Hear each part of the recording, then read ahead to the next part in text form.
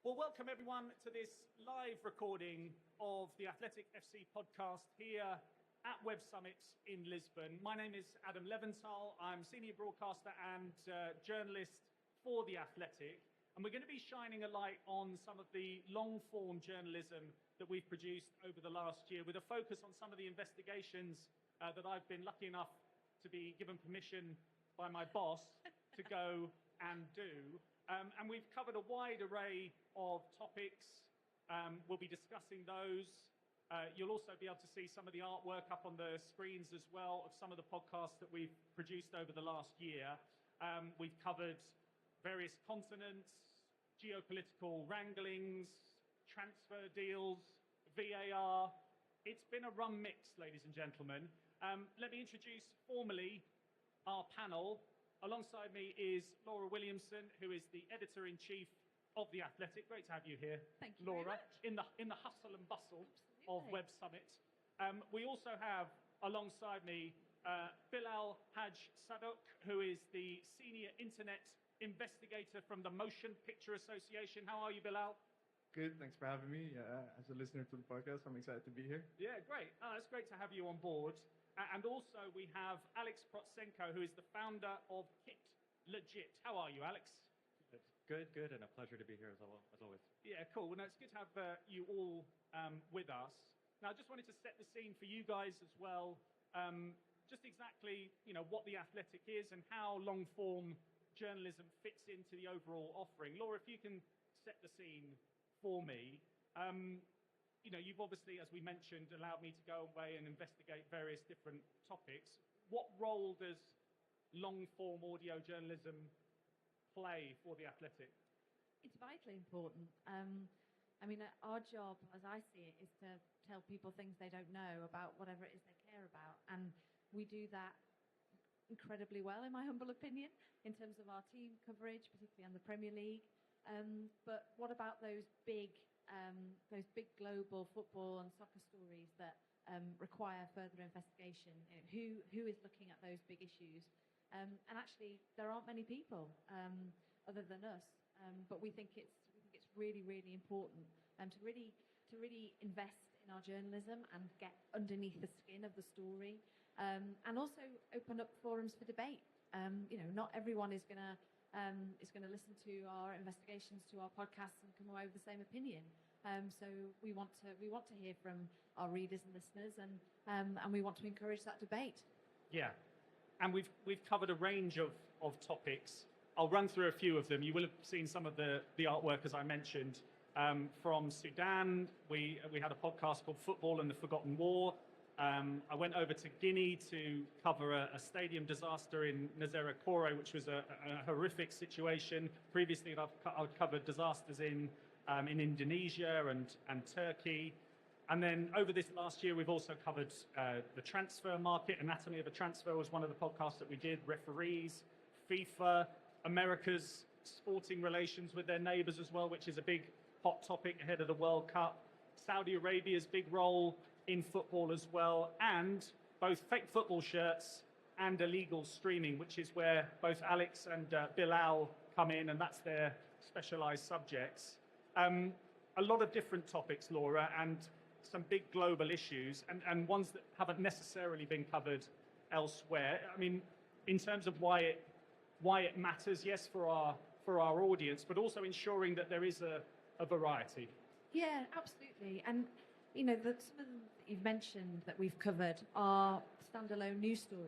They're big geopolitical disasters, for want of a better word. But we are a sports outlet, and we've tried really hard to focus on the football. I mean, I'm always saying that to you, aren't I? I'm like, where's the football in it? Where's the football in it? Yeah. Because they're our readers, they're our listeners. People who subscribe to The Athletic are generally very knowledgeable about whatever it is they care about. So being able to relay how that impacts on their sport, I think is really, really important. And sport for me is often, it's fun, it's entertainment, but there is clearly a very serious side to it too. And covering that and how it intersects with sports business or culture, for instance, I think is vitally important. Yeah, and when people say football and politics don't or shouldn't mix. It is absolute rot, ladies and gentlemen. Nonsense. It is, isn't it? Because it's invariably entwined all the time. So the latest podcast that we had out, which was released on Sunday, November the 9th, the Sunday just gone, was all about illegal streaming. And it was one of two podcasts that had the prefix, the underground world of. So we went with the underground world of illegal streaming, as you can see up on your screens right now, which was basically divided into three parts to reflect three areas of a very, very complex issue. I'm not going to ask for a show of hands in the audience who illegal streams and who doesn't, because that would be slightly embarrassing, or it might just be a full load of hands up as well. We don't know. But I'm not going to ask you that question. I'll wait for your questions later on. And I wanted to talk about the cultural side of things, because we divided it up into those three parts: the culture, the crime, and the crisis. And I can actually tell you some of the data that we can bring to you right now is courtesy of a survey which is currently running on The Athletic, all about illegal streaming. And in the documentary, we highlighted that 9% of the UK adult population illegally streamed over the last 6 months. Well, the Athletic survey that is running is far more, definitive than that. 50% of the subscribers that we have asked have said that they illegally stream. And the majority say that they've been doing so for 5 or more years. The top three methods that they use, I'm sure many people in the audience will be familiar: websites, fire sticks, and also a combination of various different methods are used by a lot of people as well. And they also say that cost, convenience, and being able to watch Saturday 3 p.m. kickoffs in the UK, which is, if you're from different countries watching in the audience, that is a common bugbear of a lot of people in the UK, that they can't watch Saturday 3 p.m. kickoffs. Bilal, let me stop talking for a bit about data. Your focus is on the criminal side of illegal streaming. Just to explain your role for people that aren't aware.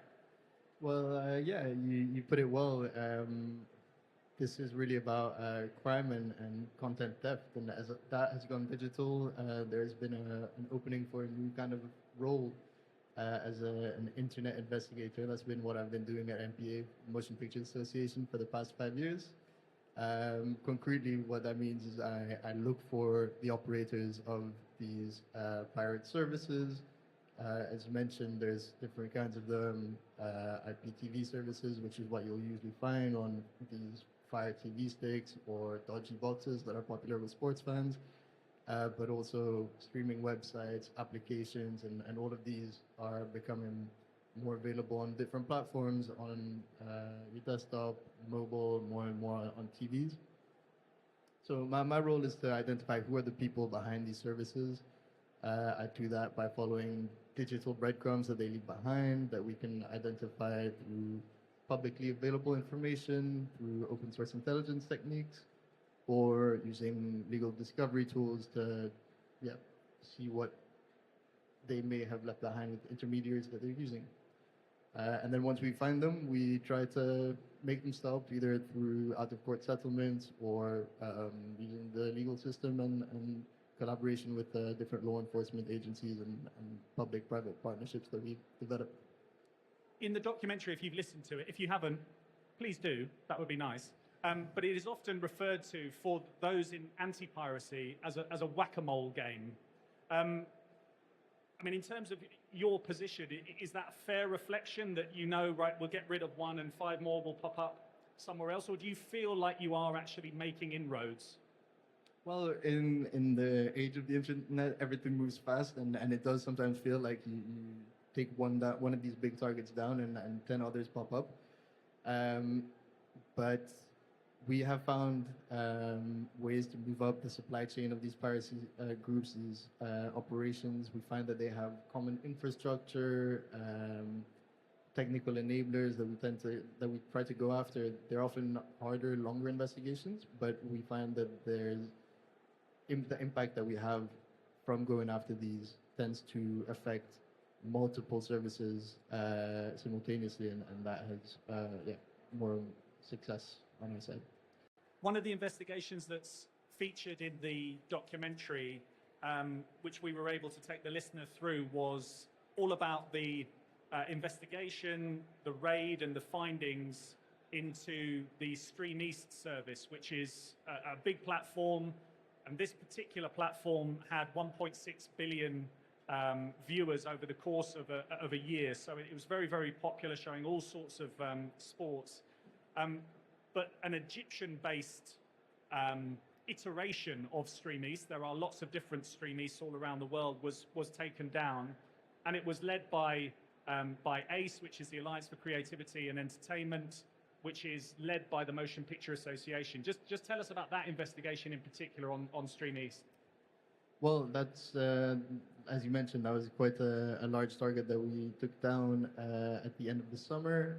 It was quite a complex investigation from many different aspects. First of all, it was a global investigation.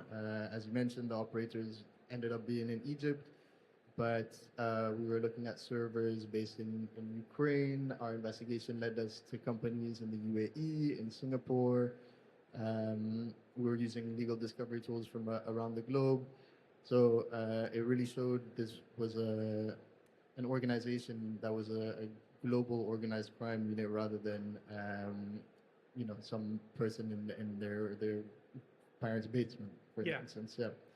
And so it was also complicated from a technical perspective. It required some specialized tools and analysis from an infrastructure perspective to map out all of the different websites. You mentioned the service ended up having over 1 billion viewers.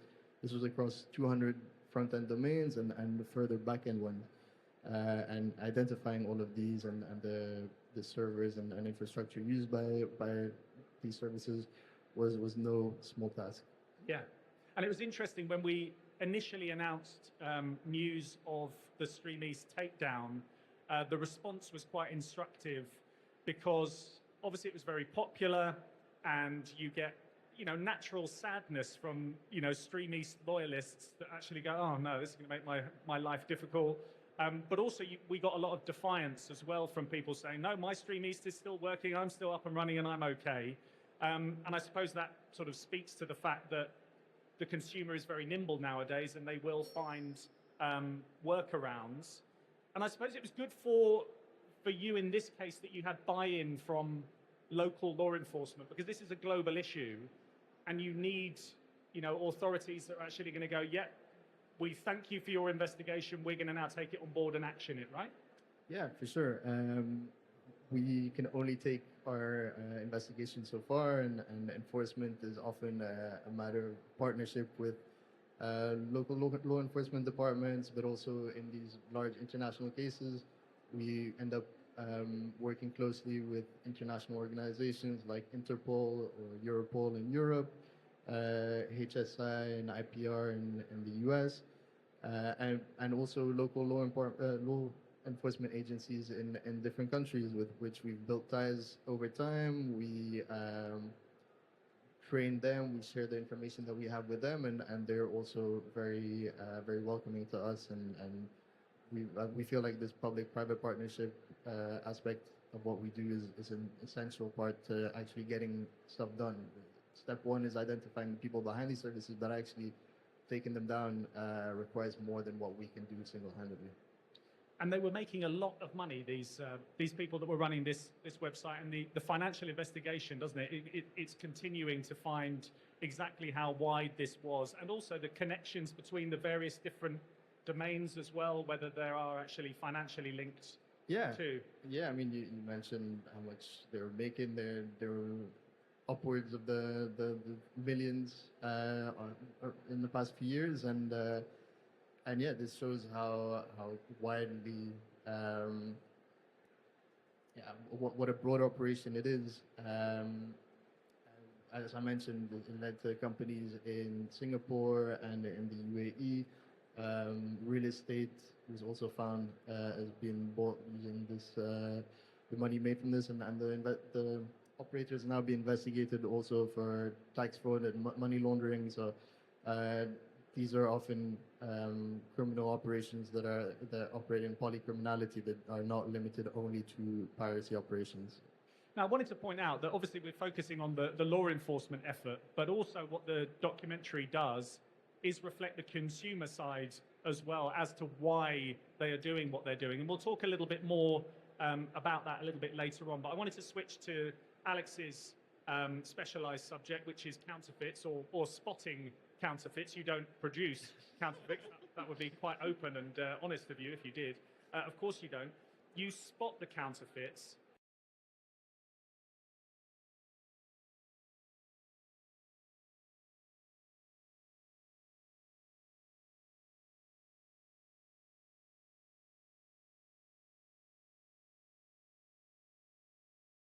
So looking at some of the things that people maybe don't necessarily consider when they are buying a cheap fake shirt, and also analysing what the clubs are trying to do to try and stop it or at least move with the times.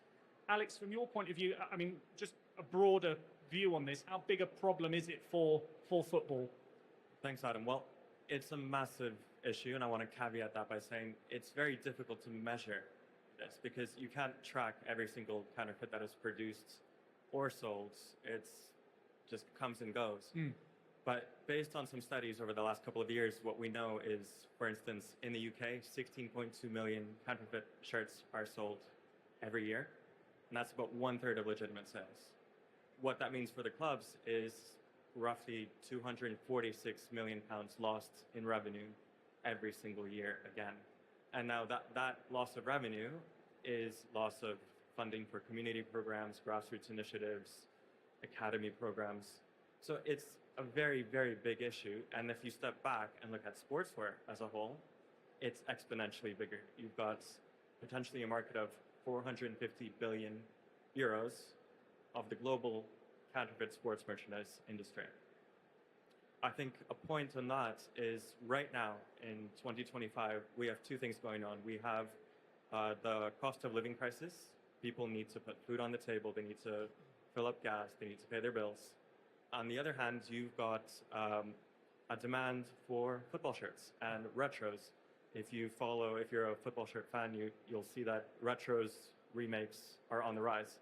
People want those. So you have two things that are very much on the opposite sides of the spectrum. And counterfeiting, this is the perfect environment for counterfeiting to flourish. So massive issue. So where does KitLegit fit into this then? So KitLegit is a technology that we've developed to authenticate sports merchandise through AI and using only imagery. So to break it down, we have a mobile app for consumers, and what we need is 3 to 8 photos. You upload the photos, and then using AI and machine learning, we can tell right away if it's authentic or counterfeit. So that's for consumers. We've got consumers all over the world already using this. For small businesses, we certify them, we put our name behind them and their product, thereby increasing trust in the industry. And on the B2B side, we're currently looking at developing KitLegit to be a truly scalable authentication solution for the clubs, the marketplaces, the retailers, the manufacturers. Part of our goal with KitLegit is to actually make the fight against counterfeiting proactive rather than reactive. So what happens now is a football shirt comes in. We can't control the production of counterfeits, and we do our best to control the influx of counterfeits into countries. And then it's very much reactive. Shipment comes in, you try to find it, you try to do a raid.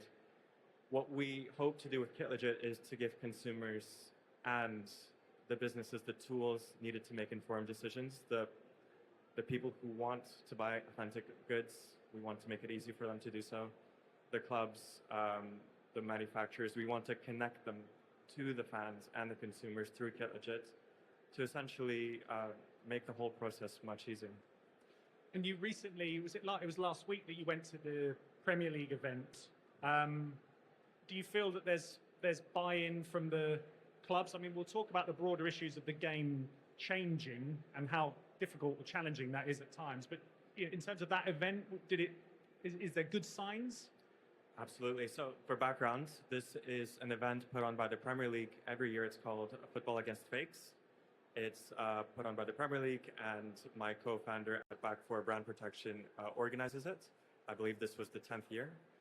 And in attendance, we had OLAF, which is the European Anti-Fraud Office. We have the IPO from the UK, many enforcement agencies, customs, trading standards, and many of the football clubs attended as well. And I think the message there was, we are taking the fight to counterfeiters, and we're very proactive on that front. So the messaging I'm hearing is, we're fighting against the tide, very much fighting against the tide, but we're doing our best, and this is where we hope KitLegit can help all of these enforcement agencies, leagues, clubs, have an extra tool in their back pocket. So obviously, yeah, working closely with the Premier League, but also, I mean, for people who don't know, Alex is actually based here in Lisbon. Tell us about the broader connection in Portugal as well. Yeah, so we launched a program called Keep Your Kit Legit a little while back, and this is a program that is designed to support clubs, manufacturers, and enforcement. So very happy to say that here in Lisbon, we'll shortly be collaborating with Sporting Clube de Portugal. If you walked around the streets, you'll see that there's sporting kits on every street corner and sometimes on the pavement, obviously fakes. And this is a massive issue for the club, so we're very happy to be collaborating with them because they take this very seriously and are very proactive. So that's going to be something we're doing over the next couple of months. Moving away from Portugal, in the UK, we've done some collaborative work with Brentford FC and Watford, a lot of fan engagement, fan education, prevention, and just, again, giving their fans the tools needed to buy authentic goods. Beyond football clubs, I should say, enforcement, we've given a special version of KitLegit to some enforcement agencies across the UK and Ireland. At the moment, I don't want to go into details, but we're hopeful that this will find its way into, again, the toolkit of many of the enforcement agencies around the world, and especially in the build-up to the World Cup, which is going to have a massive influx of counterfeits into the countries. Yeah, that will be targeted heavily, and also, as we saw in the investigation, the counterfeit market can also be very reactive, and if someone's, doing well, they'll pivot and make sure that they're producing those shirts and getting them out there. It's interesting, Laura, isn't it? Two investigations, very similar themes in terms of fans moving in another direction due to cost, ultimately, and sort of seeing an industry that is worth billions and billions not really necessarily appearing to listen. And why is it that you think that, fans end up feeling so marginalized like this? It's cost. It's cost. It's money. That's the thing that absolutely unites these two investigations. And I feel enormous sympathy. Now I've got two children, go on holiday, to Turkey, for example, Morocco, and there's a Inter Miami shirt for the equivalent of £7-8. And I think the other thing that unites these two investigations is that you just don't think about the effect. Like, what does that £7-8 do? Where does it go? If you purchase a Fire Stick and view football illegally, illegal streaming, where does that money go?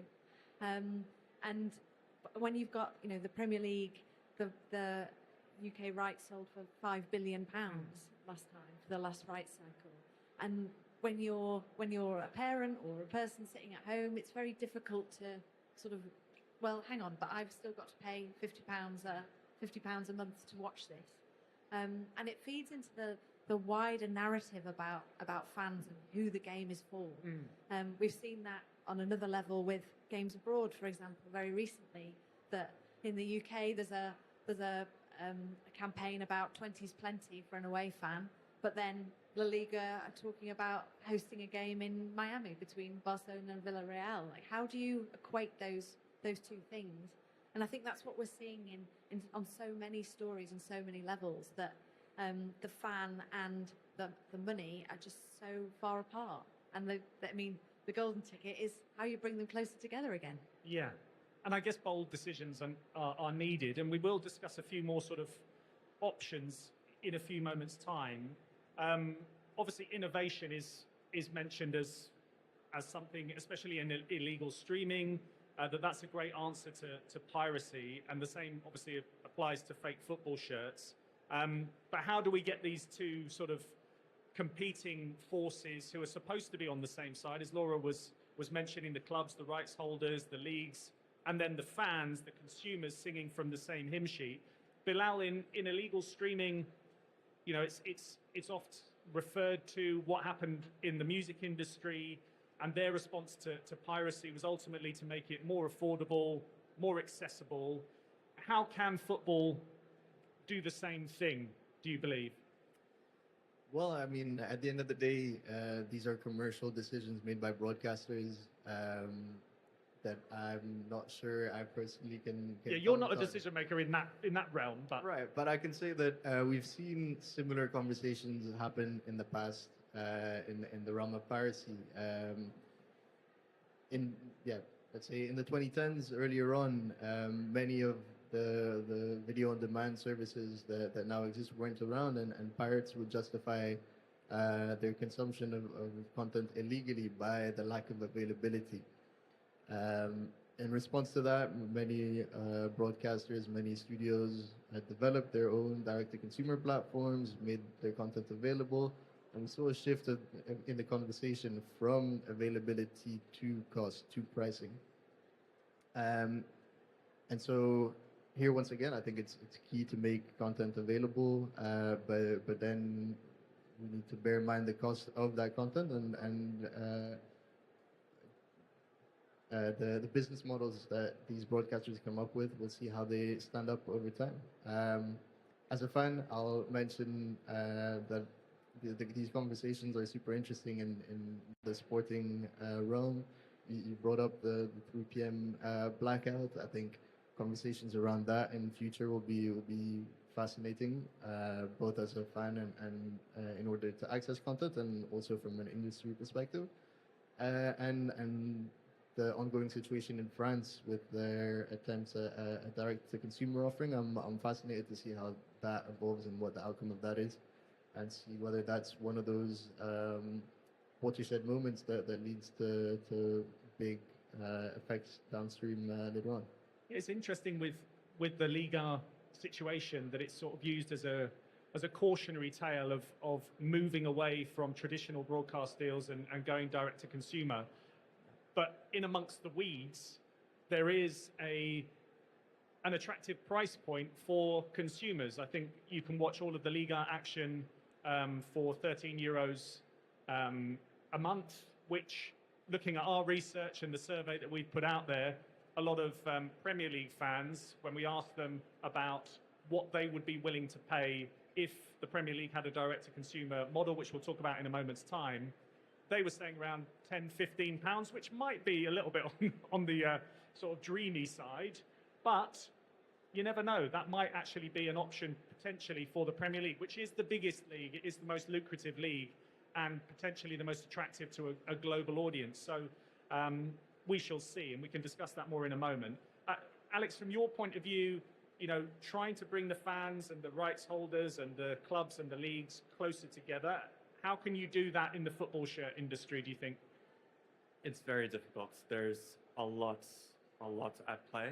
So, and I would say you need a monumental shift. And when I say monumental, I mean Super League or something like a Prem Flix, if we talk about streaming. You need something like that in the merchandise industry. But I would say, as a first step, as a consumer, there's so many things that you can do to avoid purchasing a counterfeit. Shirts are expensive, Laura, you mentioned that. They're very expensive. They're hard to justify right now. Easier said than done, but maybe you don't need to buy shirts every single season. Maybe you can buy used shirts.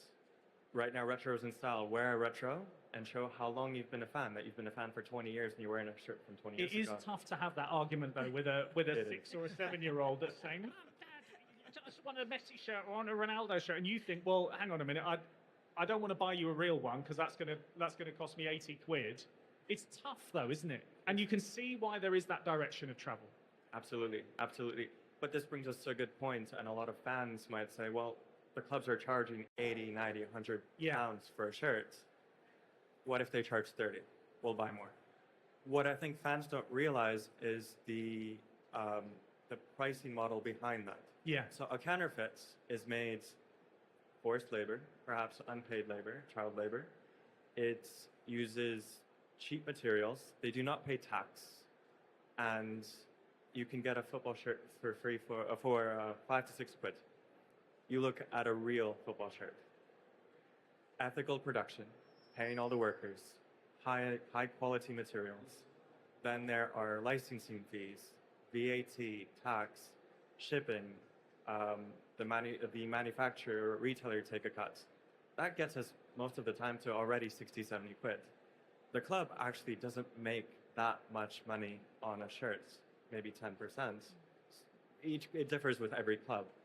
So it's very difficult. A great example, however, would be Brentford. So Brentford are working with Joma. It's not one of the top 3 brands, not Nike, Adidas, Puma, smaller. Perhaps that also comes with its disadvantages. But they produce a kit every 2 years, like it was 20 years ago, which is easier for a fan to justify because they know they don't have to buy a new one next year. And their shirts are priced at 65 quid. Again, that's because they're not Nike, Adidas, or Puma, which is a bit different. So it's a very contentious question, and I can fully understand all of the questions that the fans and consumers will have. But I do feel that the clubs are trying to do their best and trying to connect with the fans. Yeah, look, I can see that there are a lot of young people in the audience. There are a few who have more advanced ages amongst you as well. But in the olden days, you didn't get a new shirt every season. You didn't get 3 new shirts every season. And yeah, they were more affordable. And there are other clubs as well, like Wolves, for example. They've taken their manufacturing in-house. Ipswich was another one that we flagged in the documentary that have a low price point as well. And interesting, I was speaking to Alex, and I hadn't realised this. Maybe I should have done, but I hadn't. That, for example, in the NFL, they just have one manufacturer for all of the teams, and that will have its own issues. But it may well be that you could have one manufacturer, the Premier League say, right, we're going to go with Nike or we're going to go with Adidas, like they do with the ball for a number of years, and say if we do that, we can then drop the prices down, and that would be seen as the Premier League taking a lead on this and maybe doing something big. That's just me coming up with something. I'm not Richard Masters. I'm not the CEO of the Premier League. Not yet. Anyway, give it time, if only. I mean, is that something that, just those proactive steps that maybe someone could take? Step out of their comfort zone a little bit. In theory, it sounds wonderful. Yeah. I'm all for it. Yeah. But I think it's much easier said than done. You look at Nike, and let's say they sponsor all of the clubs in the Premier League. They're going to invest and expect a return. So that business model needs to work for them, and that's one stakeholder. Imagine trying to get all 20 clubs to agree to this and the Premier League to manage it. Then who's the manufacturer? So that is the type of shift that I think you just mentioned that needs to happen. Whether it happens, how long it takes to happen, and what the logistics of that are is just, it's mind-boggling. Yeah. And that's often why you see the people that are in power in all, I'm not talking about anyone specifically, but may well just kick the can down the road a little bit for someone else to have to deal with. But then at the same time, if you are seeing market forces dictate that actually this is starting to cost us serious money, especially in the media rights situation, and that's why, and we've mentioned it a couple of times, Premflix is the sort of the catch-all term used for the Premier League going direct to consumer with their own platform, and that would mean having to replace the current broadcast revenue that they get in, and that's £1.6 billion per season just for UK rights. How would you do that? That's replacing broadcast revenue with subscriber revenue, and they wouldn't necessarily want the risk and the uncertainty in that sort of scenario, would they? No. And if you've got to get 14 Premier League clubs of the 20 to vote something over, are you going to get that? No, they'll think it's turkeys waiting for Christmas. I'm sure. Yeah. The same with the shirts. You know, a deal for a Brentford compared to a Manchester United is totally different. So yeah, trying to corral everyone to get on the same page is going to be very, very interesting. Especially when you see there's so many sort of tests going on. We've mentioned France. You know, there was a National League game on TikTok on Saturday. The NFL have looked at doing things on YouTube. When they took a game to Brazil, that it was on YouTube for free, but the global audience was tiny. But you can see how people are trying different things and testing the water. But as you say, it's who's going to corral everybody to actually make seismic change, I think. Does a Premflix situation, I mean, in the documentary, the Premier League said there's not going to be a switch on, switch off moment anytime soon, and it can't really happen until 2029, which is when the latest rights cycle refreshes. And they're not 100% sure whether it's going to happen even then. Do you see it as the natural next step? I'm not sure whether I do. I see if Premflix were to eventually happen, I think we're quite a way away from it still. What will be interesting in the next right cycle will be to see what new players that were maybe not as relevant in the sports broadcasting market last time around play a role this time. So you see Netflix starting to dip their toes in some aspects of US sports and global sports. Apple as well, Amazon. So all of these fine companies who weren't really involved in the past, I feel like we're likely to see them before get involved both domestically in the UK and internationally before we see the Premflix direct-to-consumer offering. Now, this may surprise you a little bit, but I'm going to use FIFA as an example of being bold and being brave and being something to follow potentially, because when it comes to making changes, and many will be unpopular, lots of people will have different opinions on that, but Gianni Infantino does make changes, does take football to different areas. He is bold with things. It's not everyone's cup of tea. We've even seen with the potential Super League, which was a massively controversial option for everyone, and it got shot down because of fan pressure, etc., or maybe finance or bad planning, we don't know. But it does show that clubs can make big changes if they want to. So do you think that that's almost a sign that big things can happen? It's just maybe a question as to why they don't happen sooner. Yeah, I think that's fair. And also that change has just meant more football, more teams in the World Cup, more teams in the Club World Cup, more expensive ticket prices at the Men's World Cup that's coming next year. I just don't know where the saturation point is. Obviously, there's lots of debate about the calendar and the toll on the players themselves, but if the answer is more, then football is very good at doing that. Like, we'll have another game, we'll have this then, we'll do that, that's fine. It's the refinement and the sort of long-term safeguarding that would be the point I would make. I just wanted to throw it out to the audience. Are there any questions from the audience that anyone wants to raise? Yes, sir. Let's just wait for a microphone to come over to you, and you can fire away. Hi. Hi. Yeah, that's an interesting topic. I think you guys are just missing one important part, is how the TV rights are sold. I'm French, so I'm aware of Ligue 1 Plus, which is a disaster at the moment. Yeah. Like, people are like, oh yeah, that's cool. The French league is selling its TV right directly to the audience.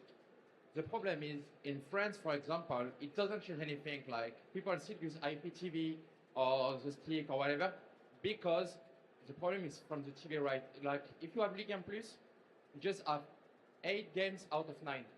So if you want the 9th game, you need to buy beIN Sport. Then you want the Champions League, Canal Plus. Then you want the French Cup, Eurosport. And then you add, it's like this plus this plus this plus this. It's not 13 euros. It's like over 100 per month. And then per year it's 1,000. And you're like, why would I pay 1,000 if someone give me the whole package for 100 euros per year? Yeah. And it's like, the problem is, what I think now, it's the economic of football it became too big. The clubs are greedier and greedier. Like, you saw the scandal about Fulham Wolverhampton a couple of weeks ago in England.